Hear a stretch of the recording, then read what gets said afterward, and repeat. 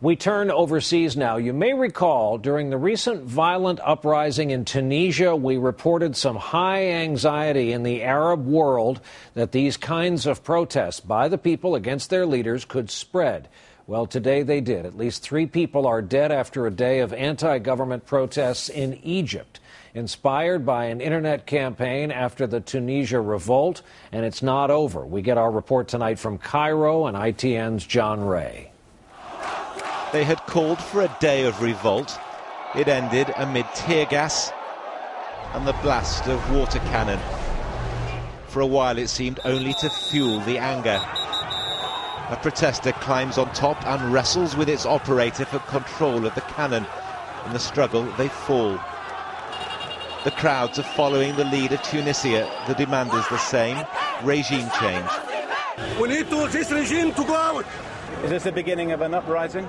I hope so. I hope so. All the community is exploding now. Behind me here, the riot police are getting into position. All day the crowds have got bigger, and just being here is a tremendous act of bravery because the government have promised to crack down on these protests. For a moment, it's the police outnumbered and mobbed. They are not used to protests this size, nor known for their restraint. They're loyal to the 30-year rule of President Hosni Mubarak. But his government's reputation for corruption and repression has bred a generation of opponents. In a gloomy Cairo tenement, we meet the family of Ala Mahmoud Ibrahim, among the ranks of unemployed and despairing. He's a graduate, he tells me, with no hope of finding work. People should have the right to express themselves, he says, as long as it's not violent.